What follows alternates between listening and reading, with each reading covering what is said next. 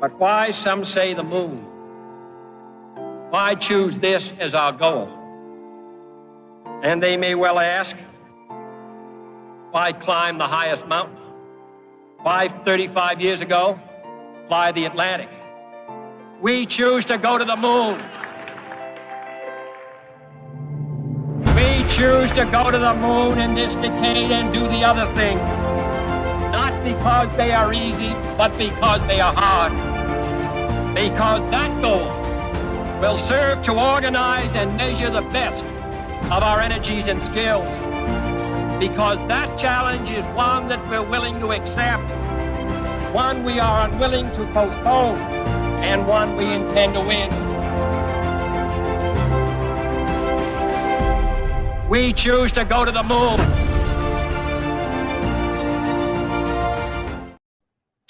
Hi, everybody. Welcome to the World Blockchain Roundtable.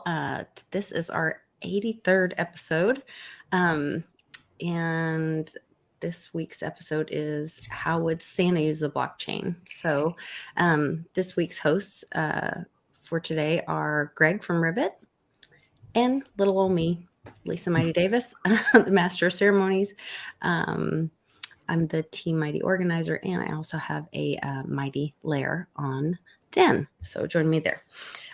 Quick update on the WBRT layer ownership tokens, the lot distribution from last week. It says each host from last week will receive 111 lot. Each topic contributor from last week received 55 lot. Last week's original theme on privacy coins was nominated by me. So I will receive 55 lot. These, let's see. Ownership tokens will come in with perpetual passive income, free edits, free governance votes. Let's see, things are jumping around on the page, so I'm catching up. Then let's see.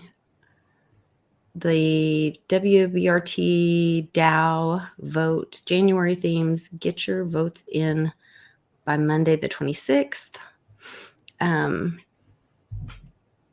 So this week's theme is how would Santa use the blockchain?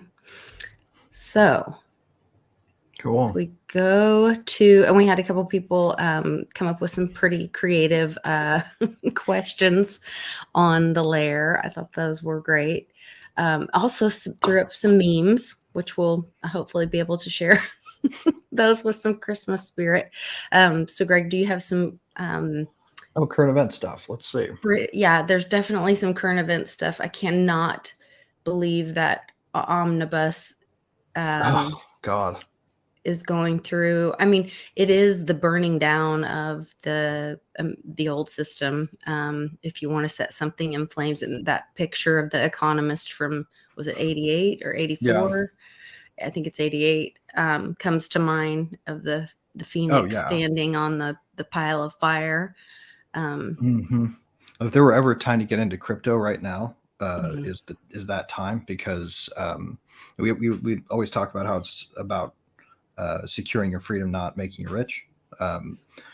It's also about not letting you be impoverished, right? Like that freedom that we talk about that you get from it is in a large part, right, the escape from the system that they are in fact right midway through pouring a huge can of gasoline on. We pretty much know what they're going to do next, because that seems to be what they always do, right? They're going to see the dumpster fire that they lit with this session, and they're going to start right back up next session, and they're probably going to end up mostly pouring more gasoline onto it. Oh, sure. I mean, don't let a good, crisis go to waste. I couldn't believe the just smugness of that little turd Zelensky yesterday. God, trotting in our White House, and them all just bowing to him. I mean, it looked like some sick we've created a monster ceremony. Yeah, if that's not the Antichrist, I don't know what is. Yep. And then him literally like him saying multiple times with Biden, that when they tell me they're going to give me another $45 billion or whatever, which would make it $100 billion total, I'm going to tell them it's not enough. And then in front of Congress, he starts talking about, he goes, look, I haven't asked for your troops yet, but when Yeah, you have, when liar. you Right? give me the Patriot missiles, I'm going to tell you it's not enough. And he's like, as soon as you send them to me, I'm going to tell you it's still not enough. And they all kind of laugh. And he looks up like, why are you laughing at me? Like, I'm dead Right. serious. And I just thought, you guys, you're not listening. This never ends. This Right. this is an addict that it's never enough. Right. Well, when you think about it, right, what is he trying to achieve? He's trying to make Russia do something that Russia can't politically swallow, right? The current leadership would be run out of town unless they responded to a victory by the Ukraine in its current US-backed form with a strategic nuclear strike on the United States, right? Like that's what would happen if we actually won. We don't intend to win, right? Like we never intend to win these things because primarily the people who benefit the most are the people who get that $45 billion, right? The people who make Patriot missiles are the ones who benefit here, right? to That's the what detriment of everybody else. They said this will go on as long as it needs to, and that's because we remember the FTX picture. What was exposed with all this is that this is just the reason for the money laundering. If you've heard of virtuous cycles before, then this is the opposite. Yeah. It's the inverse Coriolis effect of corruption. Right. It's the thing that really struck me about it is this was 45 billion, and I seem to remember some person who already owns a space company and the only viable electric car company on Earth, saying something along the lines of, "I'm going to spend this 44 billion on this platform," and there are a ton of people from that side of the political spectrum going, "Why don't you just solve world hunger?" Well, where's your voice right now? Because they just put $1 billion more into things that we intentionally build to blow up. And we're sending them to a place that used to be the world's #1 wheat producer. To destroy it. Yeah. You're literally doing anti-hunger or anti-food security. That's a great activity point. Right now. Yeah. And we're paying 45 billion for it. Where are you people? Like, come on. Those people are. Well, but it's going in their pockets or their buddies, and then eventually, a favor of a favor of a favor, and back. Right, exactly. Like they'll spend like half for the defense contractors, 1/4 for me, and 1/4 for everybody. And 10% for the big guy. Don't forget that. Yeah, don't forget the 10%. Right. Wow. No, it's gross, especially because some of the other stuff that got shoved into that omnibus package, we really lucked out. We dodged a bullet there.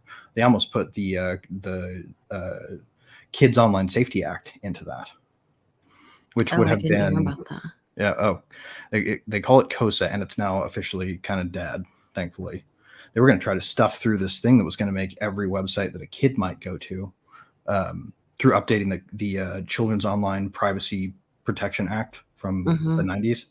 They were actually going to go through and say, okay, now the new age is 16 instead of 13. And any site that might show anything that's inappropriate for kids, which we're going to decide what inappropriate is, that could land you in serious trouble.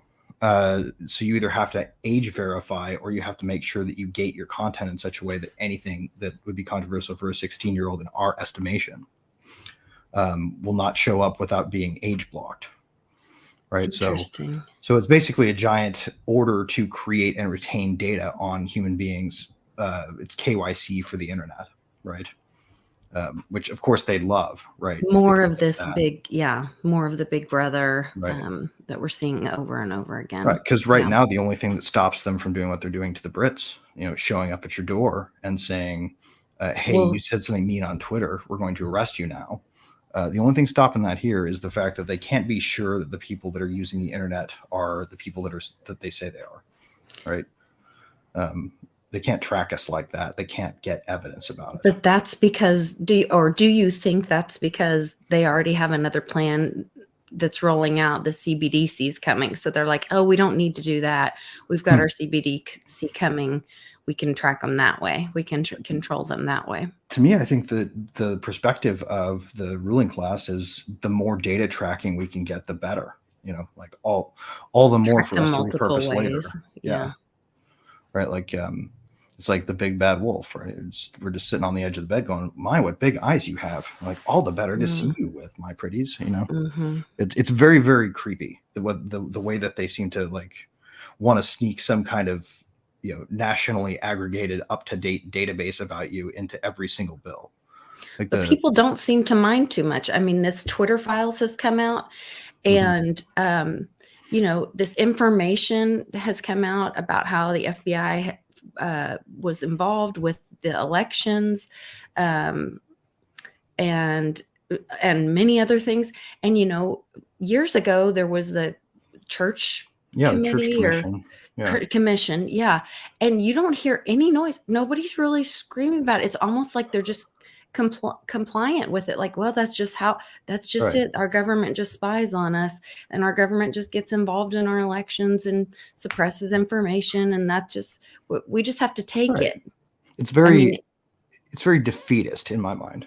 I don't like that. I mean, part of the reason that I joined up with the whole crypto movement was because I couldn't just let it happen, and it seemed like the only place you could go where you could put up a fight. Encryption is the ultimate form of nonviolent resistance, as we like to put in those quotes. Satoshi's paper. Or one of my favorites, because this guy Jacob Applebaum was sort of defenestrated from the culture a while back because he made too much noise about a CIA operative joining the Tor team. That's the decentralized privacy thing. He made too much noise about that person joining the team, and so a bunch of the team members colluded to V2 him out of the society. You can actually look up some pretty decent investigative blog posts finding out how that was all ginned up. But he used to say, the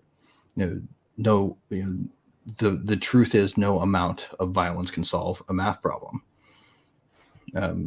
And I think that's sort of where we find ourselves, right? Like, if you're here and you're listening to this, you aren't going to just sit idly by. And sadly, we don't have a really good way to know how many of you there are, right? Can't even trust the numbers that they put at the bottom. I was going to say, especially on this show and many others. Yeah. But we know that the people are listening, and we can keep sharing the message and talking to our neighbors and talking to our friends, and community is the way out, I believe, and spreading the truth. And people are waking up, and there is, critical thinking is still alive. And I believe that the human condition is going to find a way out of this. Maybe not everyone will choose that light, but those are the followers anyway.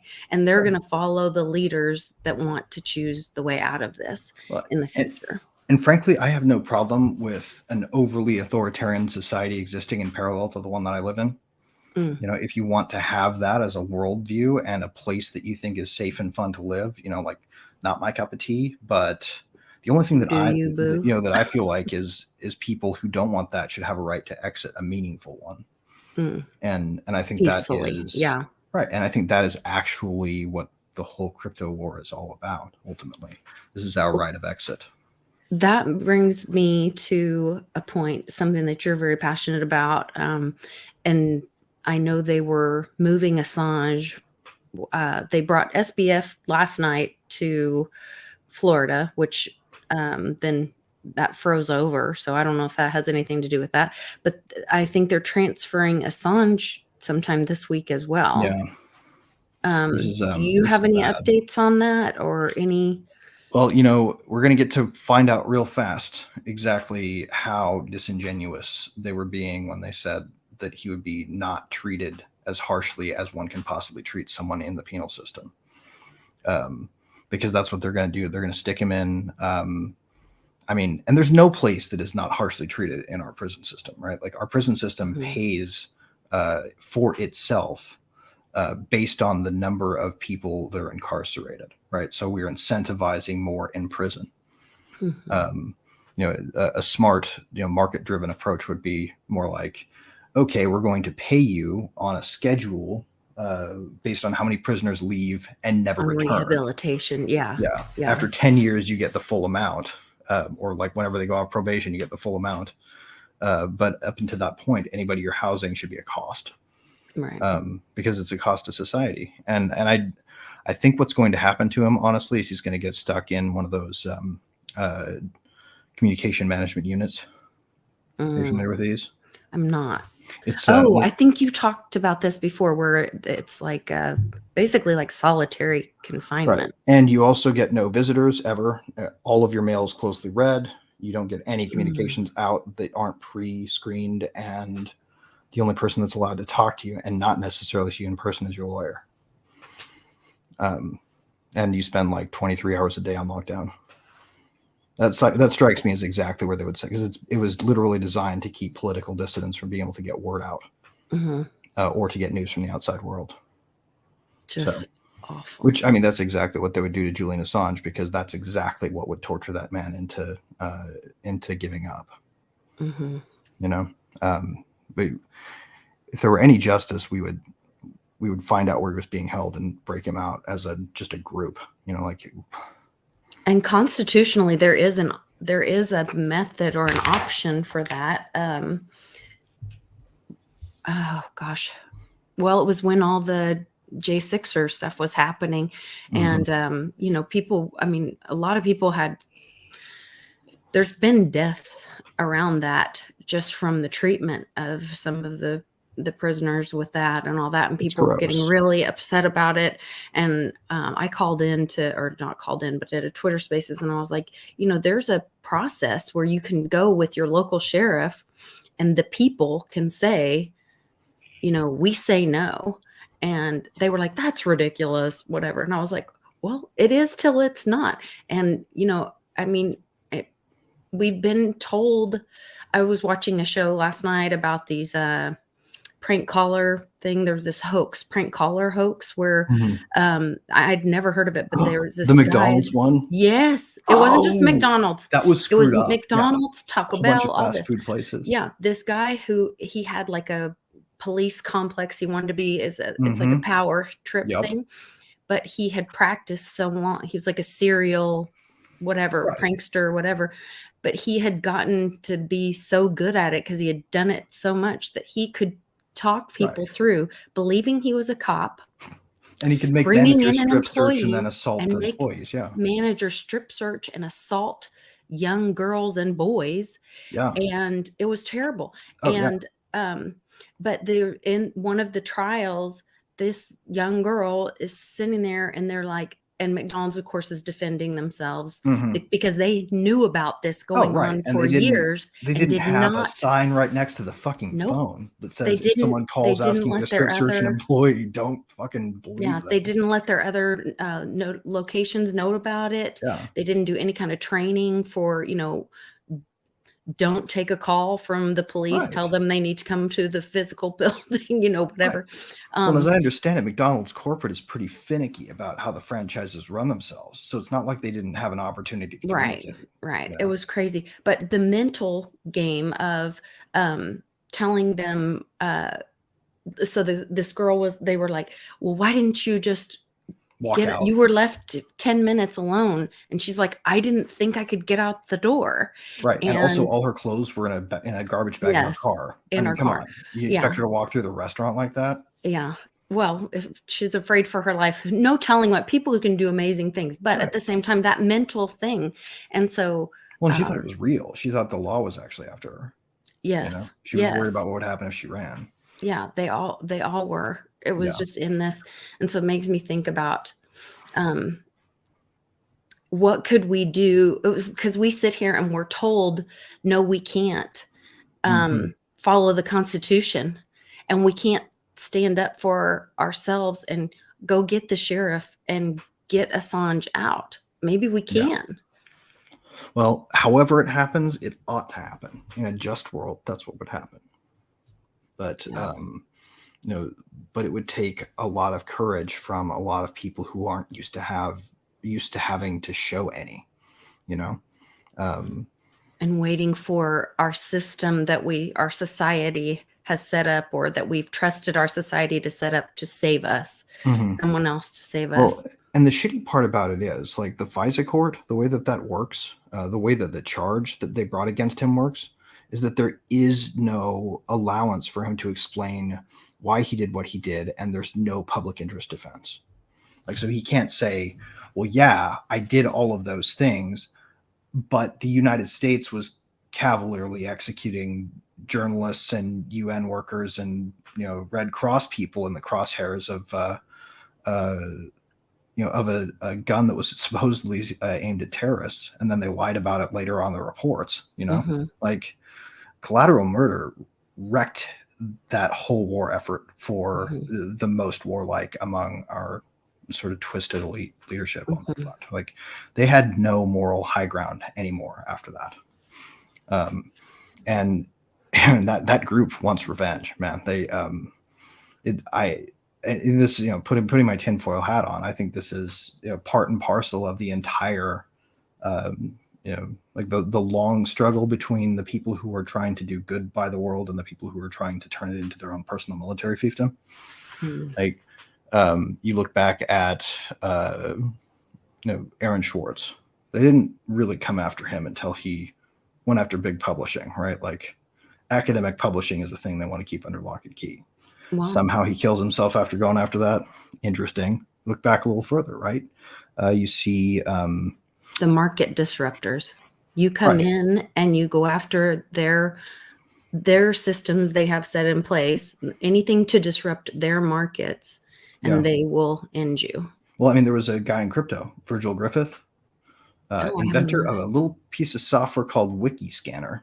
And if you remember, sometime in the late 2000s, before it got to 2010, there was some news on this thing because it was exposing the fact that big corporatist companies, the CIA, like the entire Congress and their staff, a lot of people from Virginia, right? A lot of IP addresses from Virginia were editing Wikipedia articles to remove unflattering detail.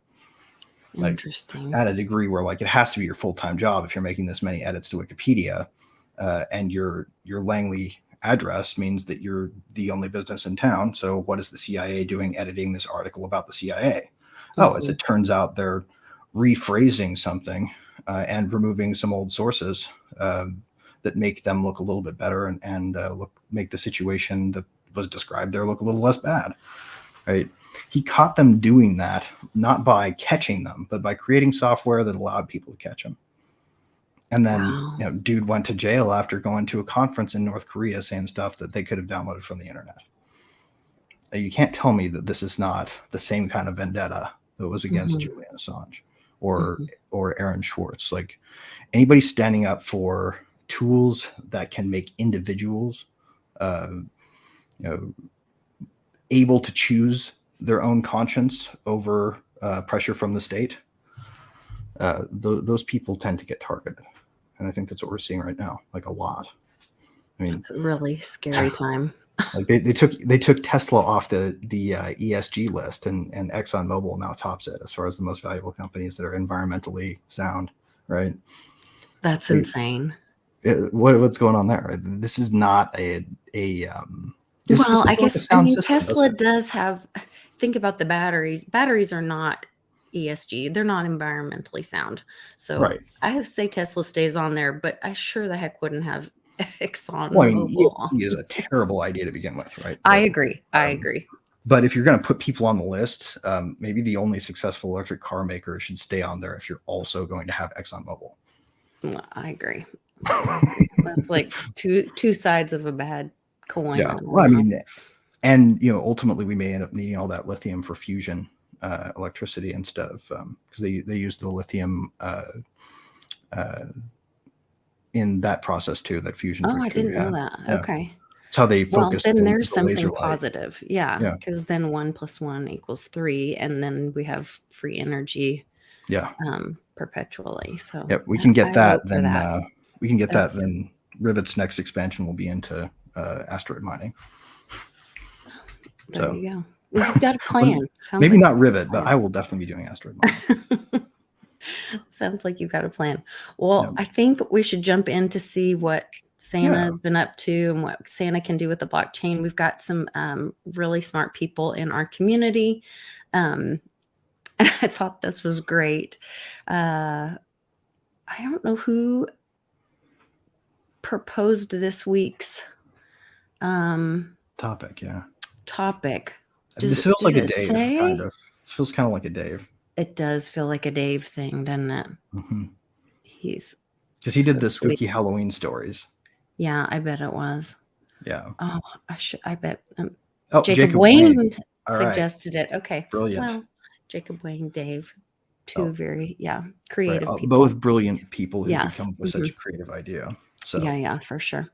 So Kratos, god of boy, says kind of covers the two main ideas that were touched on both in this list. The topic is tracking presents.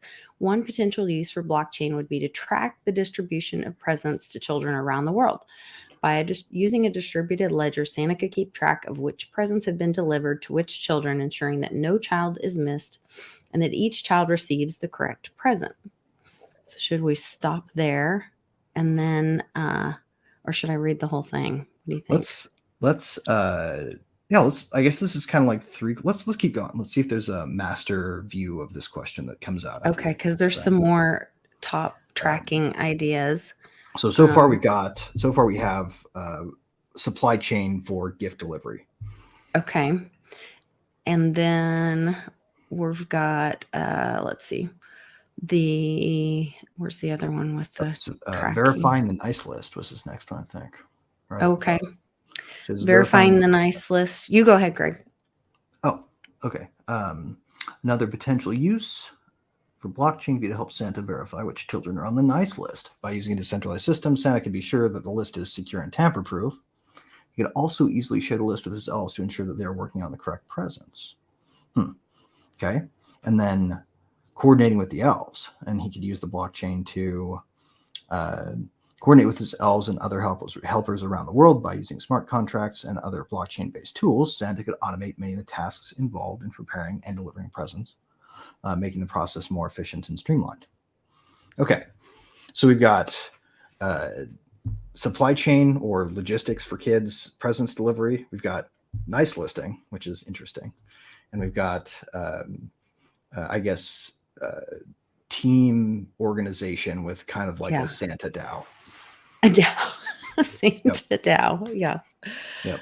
And something interesting about DAOs is they don't have to be, like you can still set up a DAO that was like other people can join my DAO and say they're part of it, but I'm the only one who can vote. You could still do like Santa vote. So that use case isn't necessarily precluded. Okay. Though I wonder how the elves will feel about not having their DAO behave like something that's more community managed. So I feel like you might have some workforce trouble if you went with the direction of we're going to have a DAO. I don't know. If Santa's benevolent, then we would be okay. They might be okay with that if he's, Maybe. if they have their faith in Santa and he's a benevolent Santa, then they would be behind that leadership. That's true. And until they have enough power to revolt against him, I guess. Yep. Well, that's just the interesting thing about blockchains too, right? They can be used for helping good things happen driven by communities. They can help good things happen driven by unique controllers in like a more proof of authority type of network, or they can enable the inverse, right? Bad things can be done by groups of communities or community groups, and they can be done by individuals. So with Santa, you don't have to worry about that as much, right? Or at least unless you are a believer in the Krampus version of it, in which case Santa's kind of a twisted guy. The bad Santa, yeah. Right. You either get a present or they leave a lump of coal and take the kid. that would be bad. That would be a rough Christmas. I think that was the original myth. Yeah. I did not know that. I mean, you could use a lot of different tools to manage that process, but I think that you might be setting up Santa for some resistance from within the elf community, especially the ones that get stuck doing things like hanging out in the stables for the reindeer. Because Yeah, I was also thinking of reindeer management, yeah, or feeding the reindeer, or rewarding the reindeer, or reindeer miles, yep, oh yeah, all those things, you know. reindeer staking. Yes, reindeer staking Yep, for their miles that they travel, you yep. know. As opposed to reindeer steaks, which no, Yeah, we don't like reindeer it's probably not steaks. very good. No, I don't know. Actually, I've never had reindeer before. I don't know if it's any good, but I don't know. I'll avoid that. let's I see. don't know. That would not be my thing. So verifying a nice list, though, this one's an interesting one because I always heard it Yeah, was not. you were talking about this before we got started, and comparing this to kind of what might be going on Twitter. Mhm. Um, kind of rehash that a little bit Yeah. and Okay. tell me your thoughts on that, because that was really interesting. So everybody that's following along with the Twitter stuff has seen vague mention and or reference to something called allow listing. And allow listing can happen to people or subjects, but let's assume that Santa wants to take something like that and give all of the people who are good, who are getting gifts, a spot on a list. And then everybody else who's not on the list is presumptively not nice, right? Which would be everybody from just a little bit not nice down all the way to like, I want to take over the world and make everybody eat bugs, kind of naughty. Mm-hmm. So if you're Santa and you want to build this system, you're okay with a nice list if you're okay with Klaus Schwab being the same thing as a kid who didn't apologize for taking one of his sister's toys, Mm. But I think maybe a naughty list would work better because because they like on Twitter, previously they wouldn't let Trump on there, but they would let like these world leaders that were, uh, murdering people and doing horrible things and saying horrible things. And I had the same kind of thought about, they came out with this blue check that you can buy yourself. It wasn't awarded to you, or you didn't earn it. Yep. You just paid for it. And so I didn't do it because I thought, well, if anybody can buy it, then what's the point of having it? But then I also thought, well, if you don't have it, do you matter? Do you have a voice on Twitter, or is it your ticket to ride? It is totally your ticket to ride, by the way. If you buy it, then they're going to allow your content to be seen. And so I've been really torn on that whole, because you should get it. I feel like the rules of the game aren't to be downvotes for the people that you mute and block. Okay. Because I feel like the rules aren't. It's a game that it's kind of like working with the SEC, to be totally honest. You're entering in this game to play, but no one's allowed to know the rules. Right. I actually bought mine because of something completely different. Okay. I purchased the blue check because the Twitter business itself appeared to be in a nosedive, right? And I support what Elon Musk is doing generally, because I'm a dynamist as well. Like I want to see humanity, build its way to the future as opposed to cower its way away from disaster as a way to survive some kind of horrible future, right? Like we need people to build like that. And so I've always supported what Elon's after, because his answer to climate change wouldn't be everybody needs to get used to eating bugs. It'd be like, how do we farm, ass loads of cattle on microgreens on and around the earth without causing any damage, assuming the damage happens, right? Because one thing that's still a gigantic hole in the climate change debate that nobody likes to talk about is the fact that, yes, we may be causing it. That's pretty scientifically well proven. But whether or not it is going to cause harm is an entirely different question, right? I don't want to get into too much of that, but because it's a digression from my point. Like Elon Musk is doing stuff that I support, so I'm going to buy in because Twitter needs a revenue stream. And as long as that dude's running it, then he's going to get, like, if he built an NFT project, I'd buy one because does it also give you here's the other thing. If you have a membership versus using the free platform, do you have some kind of, or is he obligated, or is the company obligated to serve you in a different way legally? Just to the extent that, like, so one thing I always liked about paid services, right? Like YouTube Premium, great service because you can click the off button, all the ads, and turn off your view tracking. If you're not paying for a product directly, then you are the product, right? Right. There are two classes of people on Twitter right now: people who are customers and people who are products. I'd personally rather be a customer. That's kind of my view on it. But I'm guessing Santa won't sell spots on the nice list. Well, so if he were Elon Musk, he might sell spots on the nice list. But Santa's operation seems to be mysteriously funded beyond all possible. He's not a capitalist. So if he is a capitalist, he's certainly not putting that side of the business out front when he's doing his charity half. So very interesting. I don't know what other business Santa might be running, but tinfoil hats. Elon Musk is a Santa candidate. Who else might be? What would Elon's Santa name be? I don't know. He'd be a good elf on the shelf. Yep. Watching everybody in. Yep. Satoshi might be a good example of actual Santa candidate, right? Somebody who's out there to just add good to the world. Doing good for the world. Yeah. Yeah. There are very few people. And he just kind of goes away for a while. Yeah. Yeah. There are very few people like that, which is why I think we should be cautious about implementing whitelists or blacklists, right? A nice list or a naughty list used to imply Krampus was showing up if you were on the naughty list. So the Santa myth used to be a lot scarier. Yeah, some of the old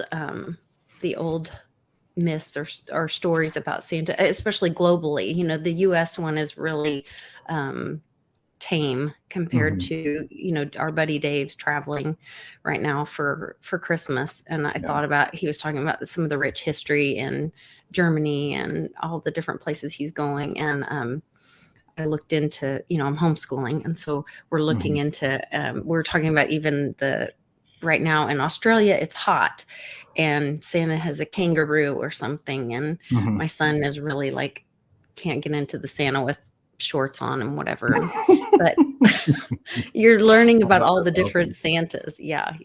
That's awesome. Santa is probably one of those. There's some scary Santas out there though. The old German one is the scariest in my opinion, but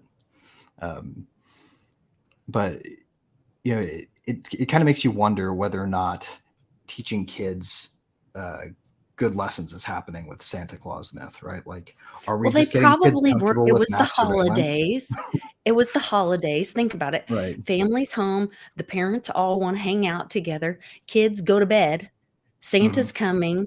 If you don't get in bed so we can all party, then you're not going to get toys in the morning. That's what that was about. Eggnog is not going to drink itself, and you all are going to pay for our bad mood in the morning. That's right. Let's. But the thing that really trips me out about it is, like, do you think kids come out of their childhoods if they grew up with Santa? I grew up with Santa, right? Yeah. And was thus aware of the sort of the mass surveillance aspect of Santa Claus.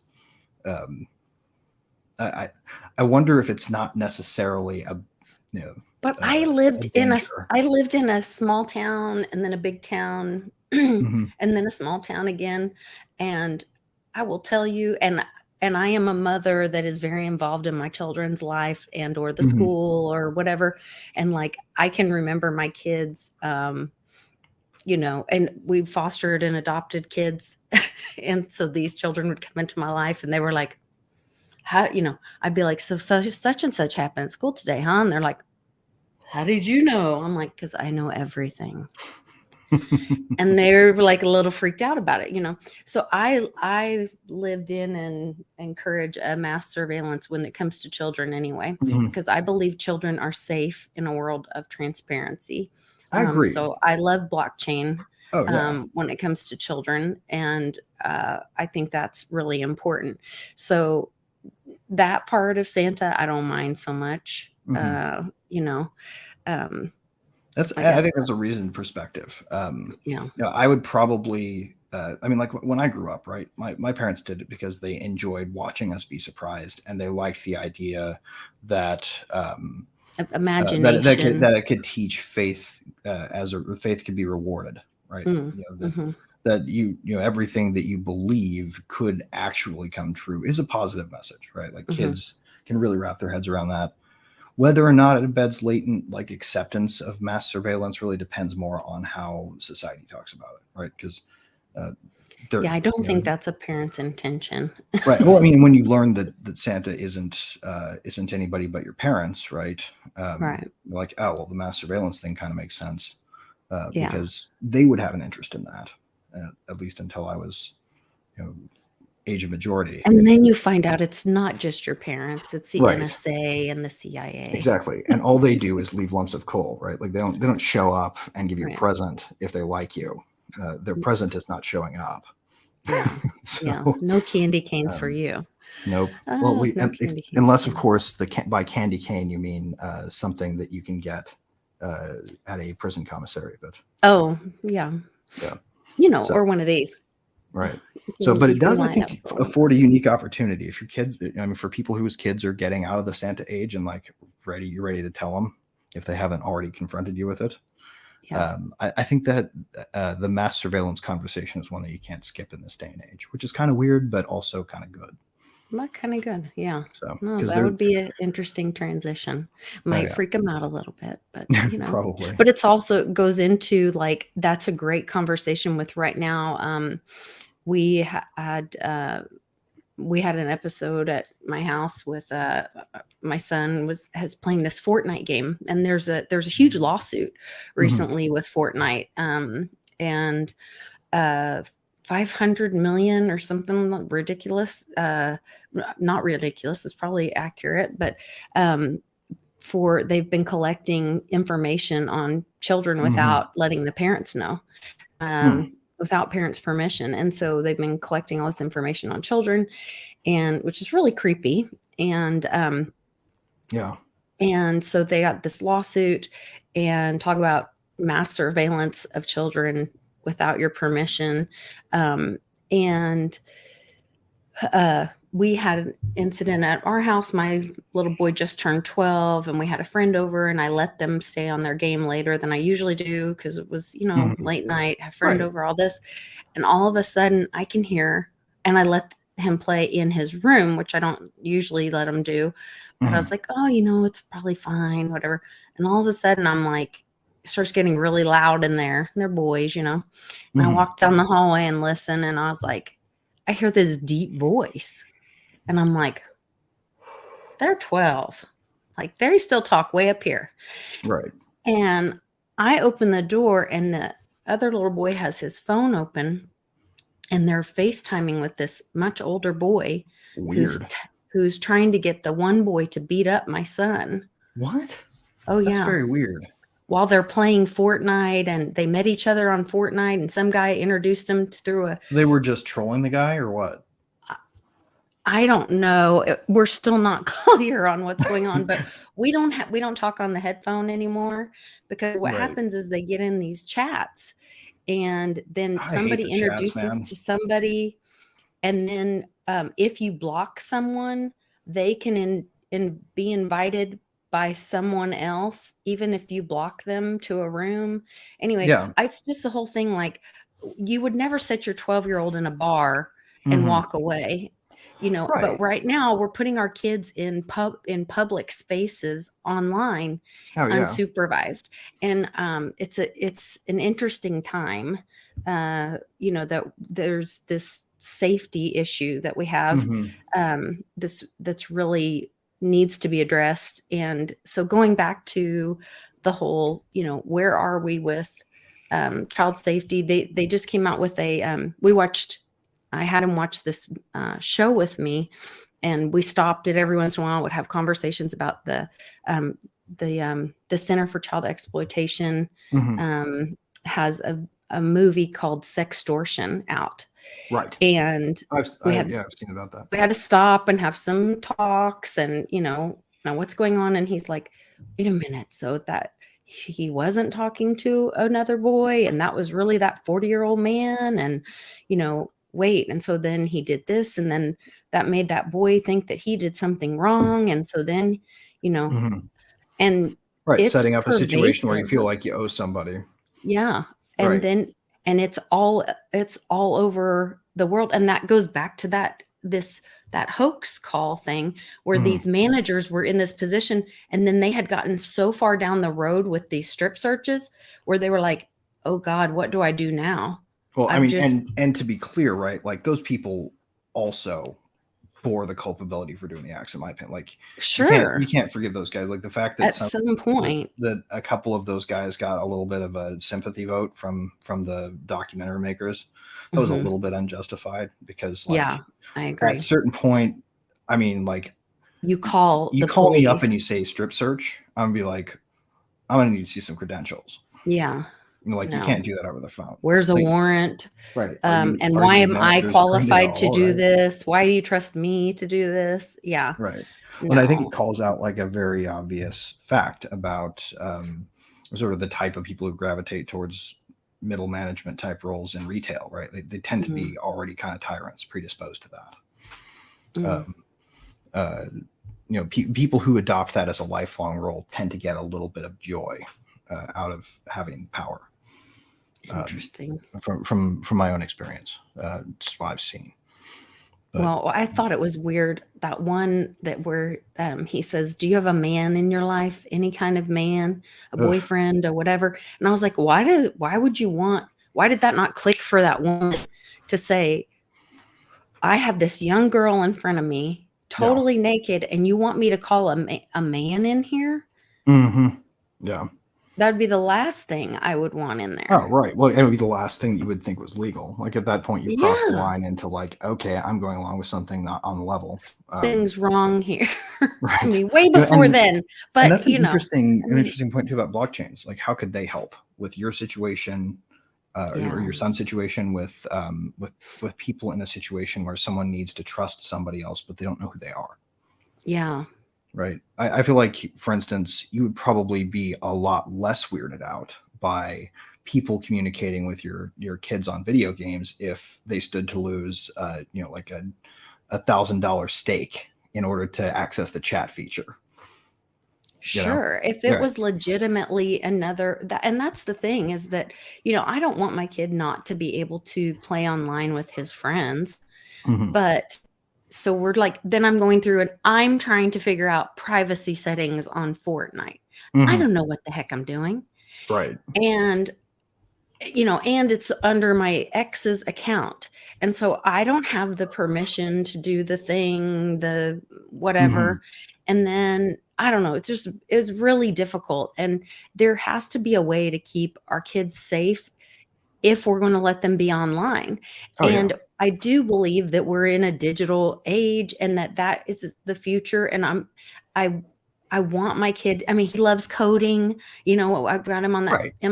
that Asking him to turn Scratch it off is a thing. profoundly Yeah, double-edged sword, right? Like you don't want him to right. shut off his But interest in it. also, I don't want to have to listen to pew, pew, pew, pew all day and him going, "Hey, buddy, go over to the whatever Hmm. snowland thing, Yep. and jump in the, I don't know, snowball and roll down the hill or whatever." Like, I don't want to listen to it either, and I do only let him play it like, so many hours or Hmm. whatever.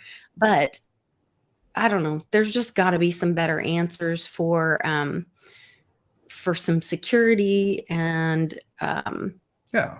I mean, I can protection. imagine So, like a multi-signature like there's something on uh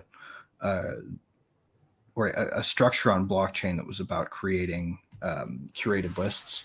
It's not been a popular activity for a while, but you can do it mhm. relatively cheaply compared to like sending a typical transaction or running a typical smart contract. Um, but they were essentially kind of like white lists or allow lists Oh, okay. or nice lists, so to speak.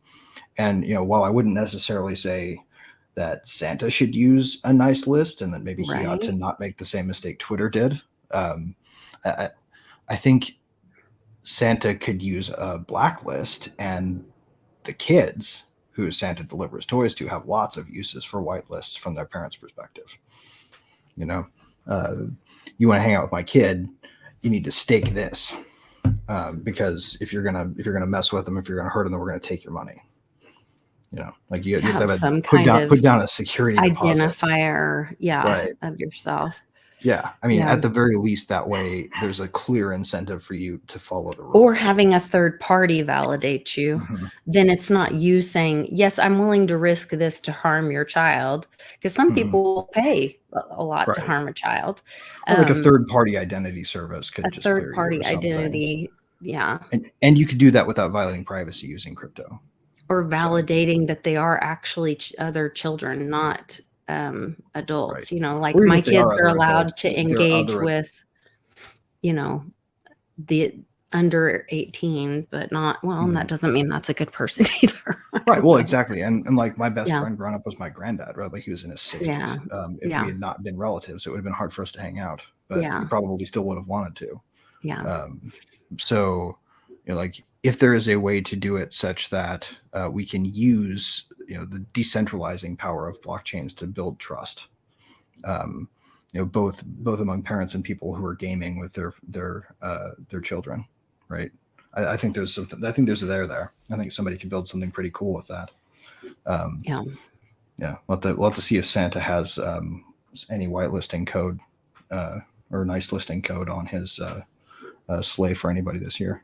I'm sure there's an elf working on that right now. Probably. So then we had one more. Yeah. Let's see what the next question is. Oh my. There's the other sister's face is priceless. Okay, so this is, I think, a great idea. The topic is Santa's. Who did this topic? I can't remember. This is Juicy J. Wait, did we have one above that? Was there one above this? I think there's one above it. Jacob Wayne. How do you think Santa and his elves would use blockchain in the North Pole situation between keeping inventory and tracking Santa's routes? Oh. And that kind of that gets one, the one you could use question we didn't NFTs. You could that one would be great for an NFT for inventory. I would bet they would need to use something like like a hybrid system, because obviously if they've got to make all those toys and track all those routes, and I don't know if you've ever seen the physics behind the level of stress that has to be put on that high performance machine with the reindeer attached to it, but like to make it to every house, man, like that thing has to book, like it's got some serious atmospheric shielding magic on it, because spacecraft don't have to survive that, right? Blockchain for maintenance of the sleigh. Right. But so it would have to be really high throughput. So I'd imagine that you'd want to have something like, at least a kind of a compression by roll-up system for the different aspects of both building out the gifts. You probably want to break them down by like day as opposed to specific gift, because if you did that, you just bog down any modern blockchain, because there's a lot of gifts, right? An NFT with or an NFT like today's bag, right, might be the thing that you would do, and the NFT could have properties that included like the who and the what. Interesting. And if you attach that to a day's production, then you could track it all the way from production to sleigh loading. And all the way through to delivery. Yep, you probably could. Yeah. Well, assuming that that Santa has a QR reader available, or some other alternative that's similar. Yeah. Actually, we did that. So I don't know if you know this. I founded and ran the largest volunteer effort in the state of Oklahoma for 13 years. And we delivered Christmas gifts to kids in foster care. Cool. We engaged the community, and we would collect Christmas wish lists from kids in foster care. I think our biggest year was over 10,000 kids one year.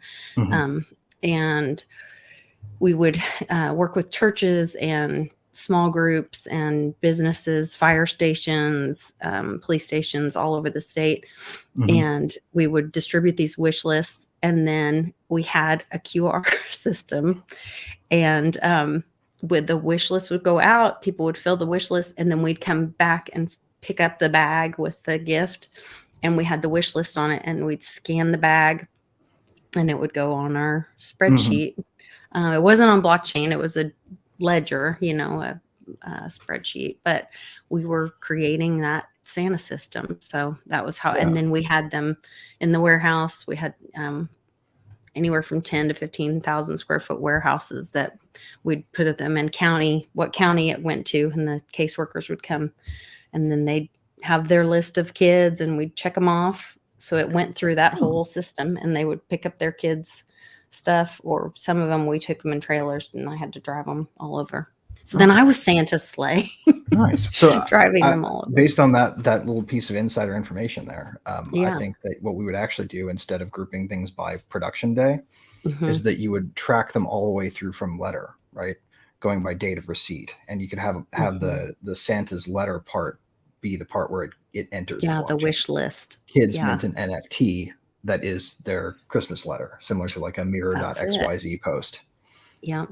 Yep. And those could get rolled into like, some kind of gated channel using something like Collabland, which is a cool project. Okay. Yeah. You could totally make it so that that the whole production was tracked end to end from receipt of letter to receipt of gift. Perfect. Well, now we've just solved that. Perfect. Yeah, there we go. Santa, if you're listening, we will in fact accept tokens on Santa Chain in exchange for that contribution.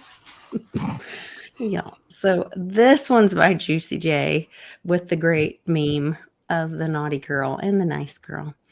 So the topic is Santa gift and child reward system. I like this. We have a reward system at home for our kids, 8 and 9 years old. They get points for chores, which is not mandatory. There are some responsibilities that are mandatory, such as doing your bed, turning off the bedroom light, doing homework before 6:30, showers before 8:30. Once they reach 300 points, they get to choose a blind reward they've chosen before. They have a jar of written rewards. When they forget to do the mandatory responsibility, they get points taken away. Okay, so Santa would benefit this reward system, and according to good behavior, the child would get a beneficial gift. If the child has been naughty, then the child gets an okay gift or no gift at all. LOL. Maybe Santa can boost points as a gift.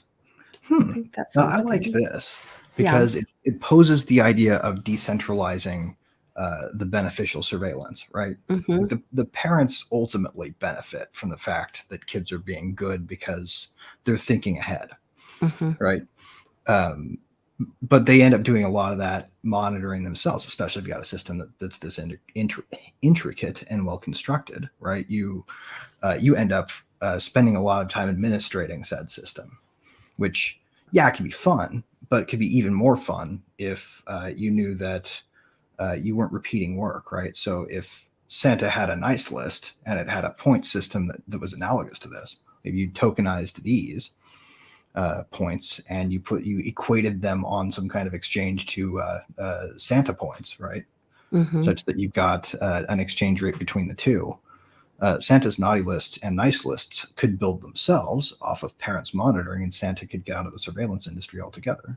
Well, and the base is, you have to do the base points to even start your nice points. So it doesn't matter that you did anything nice today. If you didn't, take your shower, do your homework, reach your base points, you don't, none of your nice points kick in. So then that puts it on the child too. That's what being a parent, like those natural consequences makes it so much easier when you don't have to get onto them, because you're like, oh, I'm sad that you chose not to make your bed and do the things that you were supposed to do. I wish you could have gone out and played with your friends. I'm sad you made that choice, and you can be sad with them and not the bad guy, because they made that choice by their behavior. Right. And also you could augment this to really get down to some stuff that parents don't have time to track, but probably what if they could, right? Did you brush your top and bottom teeth, front and back, Right. and chewing surfaces, right, could be information that gets broadcast to the blockchain from an IoT toothbrush. Right. Right. That's very true. So like going to the 4-minute mark and saving on dental bills for your parents, right? Yeah. That's extra points, man. But if you That's don't turn true. the toothbrush on at all, that's not meeting the basic requirement. Right. That's So a you great could point. automate a lot of it, and and then it would help with the problem of externalizing, right? Where kids who are especially clever or too clever for their own good will say, "But you're the one imposing this. You could decide not to, and therefore I could do what I wanted, consequence free." Not a bad argument if you're a kid, right? Because it's at least sound. A plus B does equal C in that case. Still, yes, but it puts pressure on the parent to like either be firm or let it happen. So in a way, the blockchain in this case would be like having the spirit of Santa with you year round. Not a bad idea, actually. Yeah. I know my mom has threatened me when I was little, at least once in the summer with Santa's watching you, Yep. Yep. I like I am's comment. We need a blockchain to track Santa's calorie count from all the cookies and milk he has at each stop. So we could turn the blockchain around back on Santa himself. Mm-hmm. And we could turn it on the reindeer upkeep too, because I'm sure they have to eat as well. Yeah. Imagine that flying consumes a lot of calories. Definitely. So the next one is by our friend I Am for I Am. He has a great meme there too. I love that. Listed with all our favorites. And let's see. Question: should Santa switch to a KYC blockchain system to record who has been naughty or nice, and who should be allowed to see this list? How should Santa implement a naughty and nice list? KYC seems a little naughty. Yep. Important. We want to make sure that little Johnny doesn't hack Santa's list, switching himself from the naughty list to the nice list, or switching I Am for I Am from the nice list to the naughty list. That's a great point. Or God forbid, letting the Department of Defense or the IRS off of there, right? Right. So there's sometimes there's a place for a naughty and nice list, I guess. Or to keeping track of things, counting things. But when you get into privacy and security, right. Those are the big questions. The perennial justification for mass surveillance, right? We need it. Without it, society will crumble. Without it, bad stuff will happen. Right? Okay, let's take blockchain technology and let's use it to verify that weigh and measure credentials exist without recording them. Right. Like we can use sort of the concept of self-sovereign identity or self-sovereign identities, right? People still ought to be free to flush an existing identity and start from scratch, right? You lose your reputation, but at least you get a fresh start. It's like coming out of prison. It's like identity bankruptcy, right? Yeah. You get to choose, and if you want to keep your pre-prison identity, great. If you don't, get a new one and start from scratch. Just know that the penalty for no existing credit history is a little higher in this kind of society. But it doesn't mean that you shouldn't have that ability. Now with naughty and nice lists, you have to KYC. If that KYC isn't done by some kind of identity provider type service, which could be done on chain, right?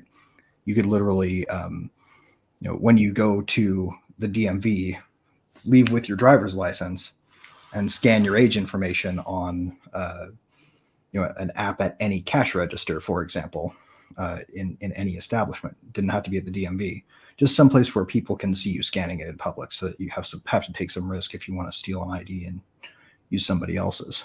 Okay. Right. You could actually register yourself as over 18 the first time you use it to give your age. And from then on, all you would need to do is get the piece of information that you were in fact verified as over 18 without handing over your driver's license. You do something very kind similar. of like using Litecoin on Mimblewimble. Like if a person was a coin, Mhm. you on the public chain, they can see all of it. But then you go into the private chain on Mimblewimble and they just can see the block, how many people are in there, not Mhm. all the individual information of each coin. Yeah. So, but they know the total weight that's in Mimblewimble. They know Right. how many people are in there, but they don't know all the individual identities that are Right. in there. Or similar to Tornado Cash, right? Okay. Where it got to privacy by mixing all of these coins into one pool with Yes. Yeah. some from the Same one thing. you made, Yeah. the deposit you made, and some from other people's, and some from a pool that they just keep in order to help obfuscate if the So traffic's low. if we apply that to the naughty and nice list, we could say like Santa knows the names on the naughty and the nice list, but Yep. publicly you just would know how many people total. Right. Um, Or like if we were to do an audit on the Treasury, if we could actually have a public audit on the Treasury and know the weight that's actually in there and see if it could be public yeah. and know the individual, and that way there was accountability for knowing, well, here's the naughty and the nice list and who got this one got a gift. Okay, yeah, we saw that coin go out or that gift go out to that person. Mhm. And now we know there's one less, but we don't know which ones he delivered to because we don't need to know the names. Only Santa needs to know the names. Right. You know. Or maybe Santa doesn't even need to know the names until it's time to go ahead and fulfill gift orders, right? It's more of a decision point where, like, we're getting ready to decide today's production order. Who gets their wish fulfilled that sent a letter on today, right? You could actually probably have the system pre-sort that if you're using something like this. You could make it so that the only letters that they saw were for people on the nice list. And that unless somebody wanted to go back and appeal whatever reward or whatever reward they didn't get or penalty they accrued, right? And challenge it, because you got to have these challenge mechanisms in place, I think, in order to have you either have to give people an absolutely no questions asked personnel or identity reset for free, where they can just stop being the person that's penalized if they want to, or you have to have systems that allow them to challenge it in case there was a wrong decision made, right? Because ultimately we can't farm out all of the decision making capacity.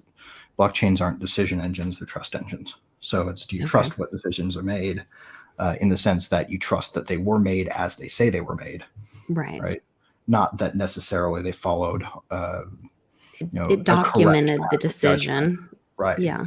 I mean, you can get to that, right? You can get there. The example of the toothbrush, right? The toothbrush isn't going to lie, and trying to appeal the ruling of your toothbrush when it comes to what it's unless it was set only by turning it on, and then the kid gets smart enough to, I just turn my toothbrush on for a few minutes. I mean, and go in the other room. You're like, what the hell, kid? Right? Like, just brush your teeth. If you're going to stand there with your toothbrush on to emulate it, you're already doing more work than is required. It could happen. These kids, These crazy kids. I mean, and you could add extra sensors too, right? Like you have some kind of capacitive touch element to the bristles themselves. It tilting, so that they're contacting teeth. Yeah, camera in it. I don't know.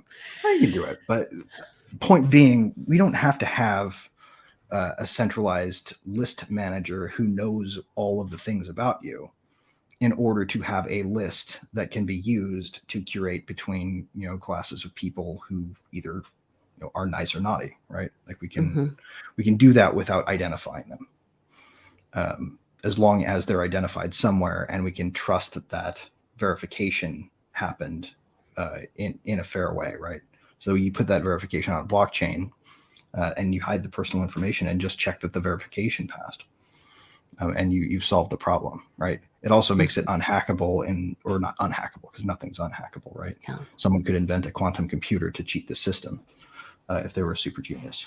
But I hear about that all the time. There's a big discussion or argument about that. I hear some people say, there's no such thing as a quantum computer.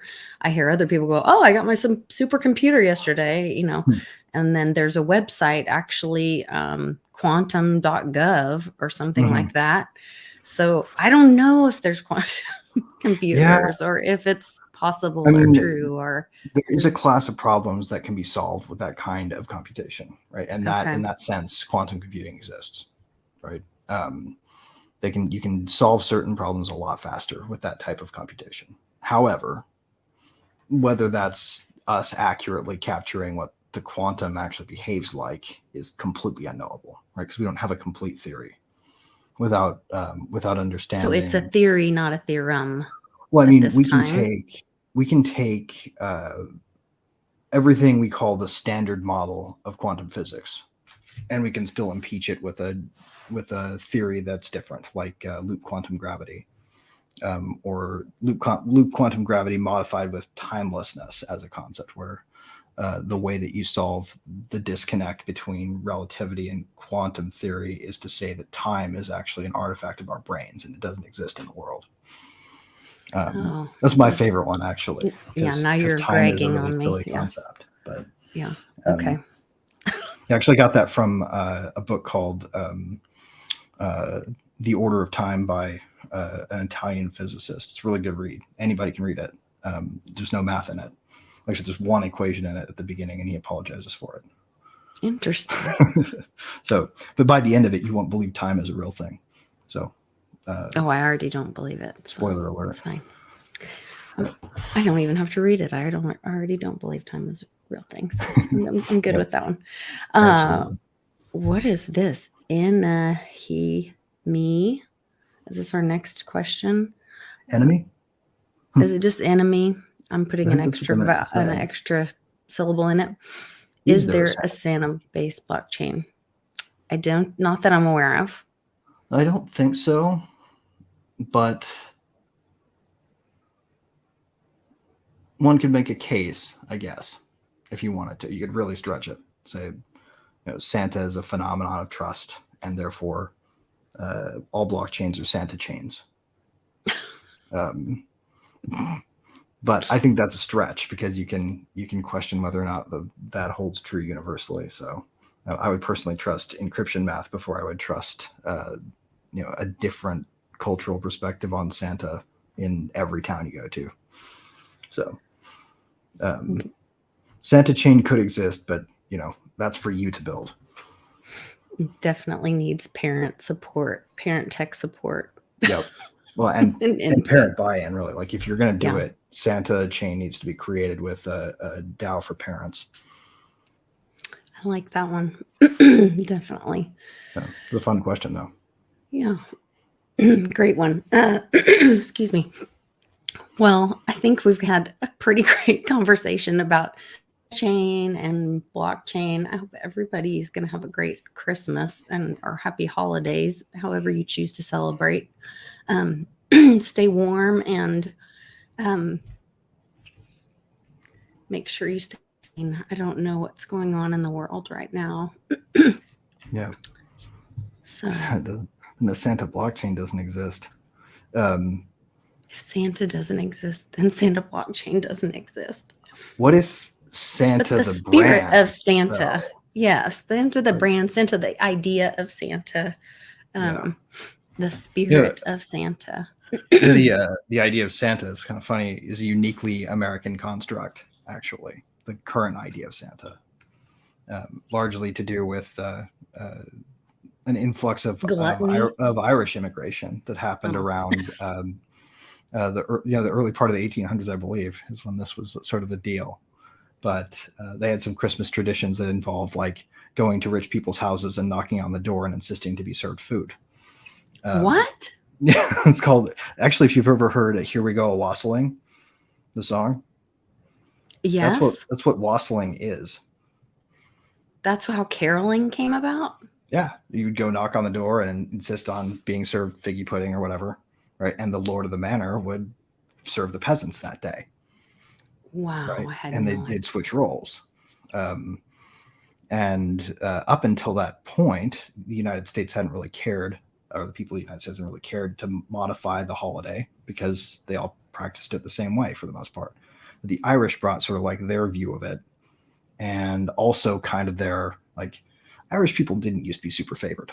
Let's put it that way. Oh yeah, I mean, there's a relatively dark history if you want to get into it, but even though they're not a popular group to go, oh my God, that happened to them. It's pretty crazy. Mm-hmm. They were not favorites. So the Santa idea that was created by Knickerbocker, the whole poem about on Dasher, on Saint Dancer, Nick. that thing, that was created in an effort to promote a new version of the holiday that was Americanized, that was not about going out and wassailing, but was more about staying home and having a family time and giving gifts as opposed to receiving. And that was sort of our contribution to the history of it. That's how we switched it. Yeah, Yep. because ours is different from, like I told you, we were looking at some of these different Santa Clauses, and there's the scary Santas. In fact, in most other cultures, the Santa is a little scary, or bringing you something bad. It's not just, oh, good Santa, and the sanitized Santa that we have here in the U.S. Well, ours is a population calming device at its core, right? It's meant to get people to stay home because that's the new nature of the holiday, right? Yeah. The American version of it is be with your family, not go party with your friends. Well, and with what we have going on, like we started the show out with the omnibus passing, and we can't even fund our government through the end of the year. They're passing, they're passing bills to cover week by week. But we don't have enough money for that. But we have $45 billion for Zelensky. That's insane to me. But maybe this is the time. This is the time for the shutdown. My husband reminded me that there was one time during Trump that there was a shutdown, which I didn't remember this. Nobody remembers it because it didn't feel like anything.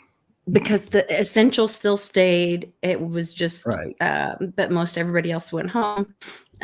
So I don't know what happened again. When you shut them down and no one notices for like 2 months, it's a sign that maybe you're being conned. Maybe their jobs aren't necessary. Yeah, maybe they could just not continue doing them after the shutdown. Yeah. And we could just all have less to pay for. Spending, yeah. So, to me, that's really interesting too. Plus, the amount is just absurd, right? $1 billion more than Elon Musk bought Twitter for. Yes.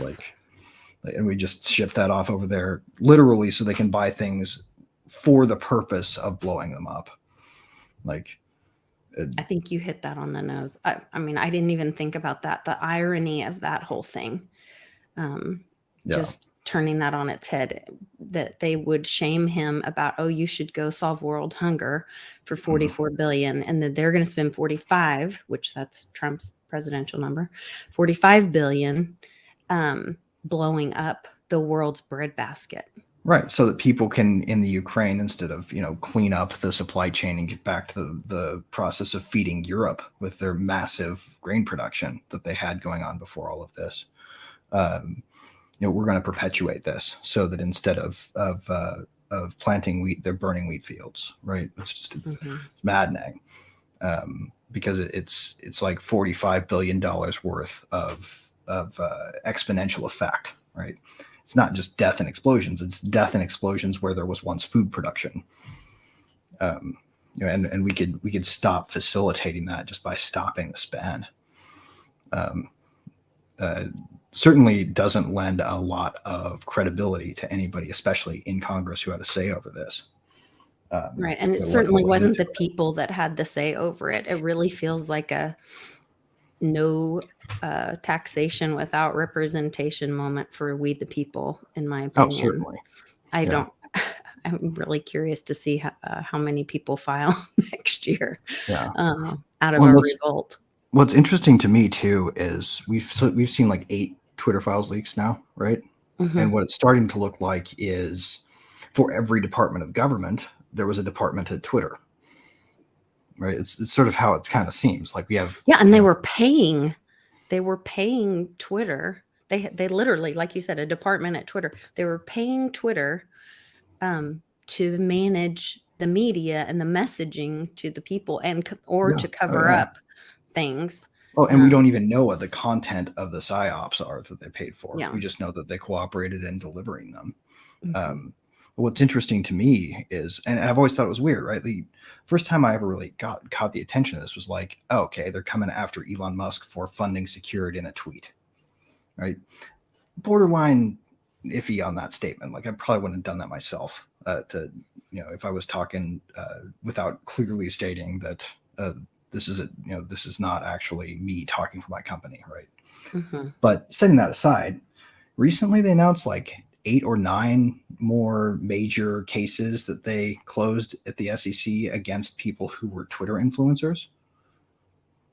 And given all the integration with government across the rest of the police infrastructure, I'm wondering when the SEC Twitter files drop is going to be. Do you think it's going to be 9? It's going to be 10? I wonder what they're doing with Twitter. I did see somebody post, I think it was Ben Armstrong said, do you think Gary Gensler should be fired? But I just think about like, it doesn't even, people are looking at Gary Gensler. This has been going on, is it Jay Clayton was the guy before him? Yeah, the SEC is a monster, honestly. Yeah. You can't appoint a good person to it without despoiling the person. It's not, I mean, Gensler's especially twisted, but yeah. A legacy of corruption. Yeah, I suspect what we're going to find out is that that among the the various snakes that were sort of feeding off the desiccated corpse of the former Twitter, right? In that is pretty heavily involved, the SEC. So we'll see what happens, or if they get that far. But there was who was it that just came out and said that it's like that. Oh gosh, I want to say it's the Bank of International Settlements, but that's probably not correct. No, maybe it was the Fed. I can't remember. I want to say it was some banking. Maybe there was a BIS thing, or it could have been International Monetary Fund. That said that they think that Bitcoin and Ethereum should be handled by the CFTC. Did you see that? Yeah. And I'm supposed to say that I like that method of that. Yeah, I know, but it's like to say that I like that. Choose your I don't think that either of those kind of thing. ought to. Yeah, exactly. I don't think either of those ought to be and besides, the CFTC is not innocent when it comes to crypto projects. Most people don't realize this, but there was a DAO that they prosecuted for violating CFTC rules under the theory that they set up as a DAO a structure that was intentionally meant to circumvent the applicability of CFTC rules, i.e., they structured it so they could go around, which is pretty much what crypto's main case is for. Like, let's implement this in a parallel way. Let's build a parallel society. Let's build these systems and let's let them run. And when the authority tries to stop it, right, we just go, huh? What was that? Oh yeah, we don't care about what you say. Yeah. Right. That's sort of the theory of the parallel society. And what they did over at CFTC was actually say that every member of this DAO, whoever did anything, whoever voted their tokens rather than just held them, was also guilty of this particular part of the administrative code of the CFTC that says, if you are regulated by us because we say so, and you actively circumvent our process of regulation, you are guilty of this crime, right? Give me any explanation that differentiates that from show me the person and I'll show you the crime, because that to me just says the CFTC has unlimited power to say what a violation is. Yeah. That's where, we don't want them any more than we want Gary Gensler's bunch. He used to be the head of the CFTC, for Christ's sakes. They could appoint him to that right after. And that's what I'm saying. They just bounce around from seat to seat. It's a revolving door on a lot of these. And whether they're going in and out of that and then into private industry because they did a favor while they were in the machine, then they go out and make their money and then come back in the machine and work some more magic for them. Right. And and bear in mind, like, I'm not sitting here saying no regulation for anything anybody ever does with the blockchain, right? Like, it's not a get out of regulation free card, right? There are some things that we want to regulate, like crash safety standards, maybe. I mean, I actually still think there's probably a good free market argument for that too, but presuming there is anything that we want to regulate, if somebody builds a product that implements blockchain in that domain, then that regulation should apply. If someone actually goes out and makes a thing that says, I made this token called security token, and it's supposed to be securities, well then, okay, right now that's the SEC. Right. Right. Or if you made a commodity token and called it commodity token or oil token or whatever, Right. Send that over to the CFTC. The things that are clearly listed, because there are clear lists, in the But if in the you're trying to documents. tell me that, like, my crypto motors car that I bought because I wanted to have all of the things that you get when you have that NFT, so that later when games integrate the standard, I can drive this car in every game that I go into and also show off some OG status, right? Like, cool to be in on NFTs that early. So, and I love the project or whatever. I wanted a car that I could drive in the digital world. Metaverse associated stuff, right? Yeah. Anyone trying to tell me that needs to be regulated as a security can just go ahead and piss off, right? Like, well, I thought it was really there's interesting some things that should not be securities that we just never used before in the digital space, and they just should. Yeah, I thought it was really smart that Trump said when he came out with his Trump cards that he was going to, that they were just like baseball cards. And because I had used that example before when Gensler was going crazy after everybody, and I was like, my God, every 8-year-old boy is going to wake up, scared to death or go to bed at night looking for his Gary Gensler under his bed, because he's got baseball cards, Yeah, or exactly. Pokemon cards or whatever, trading cards now are, are a security. And so by him being really specific, like, this is just like a baseball card. So I'm curious to see if they go after him.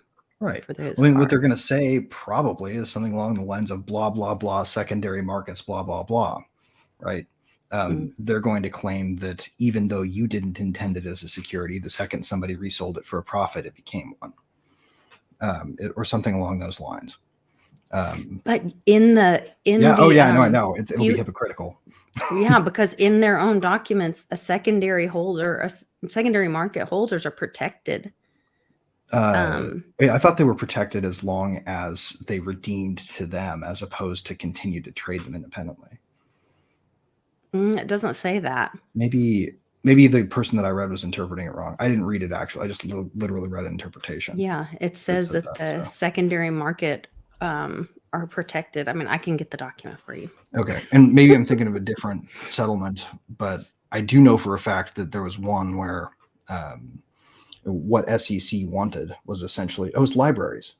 What SEC wants is the ability to punish anybody who tries to trade library token on the secondary market without giving them any protection. Well, then they're trying to change the rules. Right. That's what they're going to do. Because that is not the rule. Right. That was set. So you don't get to change the rules later. No. Well, I mean, unless you're a corrupt system and you don't have any accountability. But then that's them legislating. Then that's them creating a law. And that is not, they're not allowed to create a law. Right. Congress creates a law. Right. And I think that, in the words of the great John Mulaney, it's like, we're well past that. Like, these guys are completely corrupt. We're being governed by people who are not governing us under the rule of law. Yeah. And we haven't been for some time now. It's time to say enough. But yeah, no, you were talking about the XRP one, right? Earlier when I was talking about the library one, where they actually said the secondary sales are protected. Well, I was just going off of what I learned from doing our amicus for the very DAO. Right, right. But I'm not sure which. In our amicus, we stated that, but I don't remember which lawsuit they were talking about, or which. I don't know what statute they pulled that out of. Okay, so we're talking about two different. You and I were talking about two different documents, and hence our opposite conclusions. Yeah. But still, lines. Yeah. The fact that there's room for opposite conclusions right now ought to be troubling enough. But yeah. Well, and they're trying to move the goalpost. That's the problem, is that they want, they want the rule to be one way, one day, and then they're like, oh, we changed the rule today. Right. Yeah.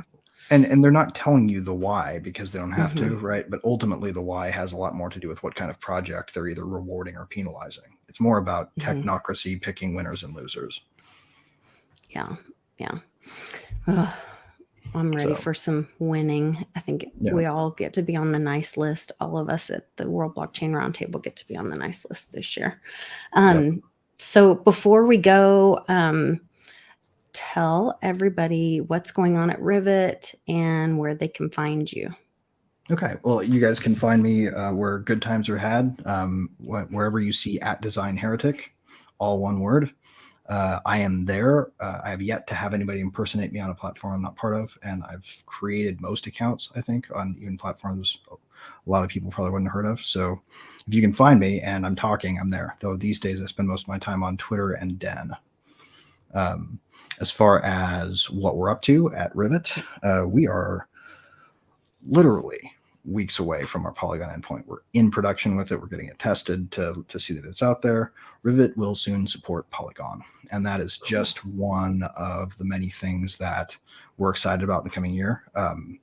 Like some of the stuff we can't even talk about yet. Some of the stuff may or may not have to do with Dragon Chain. Some of the stuff may or may not have to do with some other cool partners, some friends that we've met.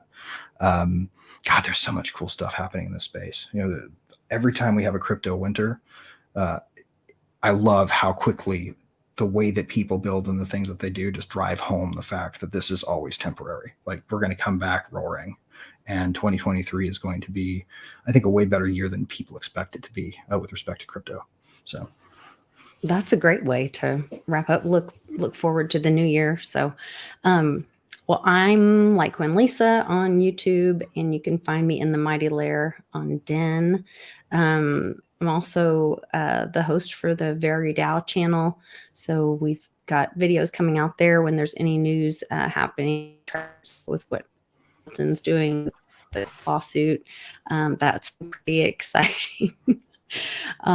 So make sure that everybody stays warm and give your loved ones a hug this Christmas, and happy holidays to all from all of us here at the World Blockchain Roundtable. Oh, yeah. Oh, and if you're in the cold, P.S., as long as your power is on, your oven is a space heater. Just keep your carbon monoxide. Right. Not a gas oven. Yeah.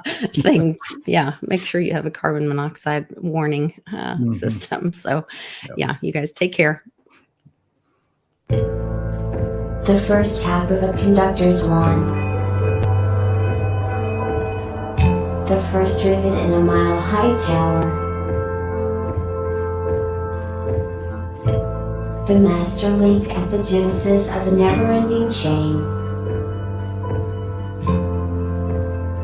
The moment a single empty canvas meets a singular master stroke. There is no one thing. Because now there are many. Because soon there will be more. Because one is ever the beginning. Like the first link in an infinite chain, or the first rivet in the tallest skyscraper. The master stroke is found in the masterpiece. What will you begin?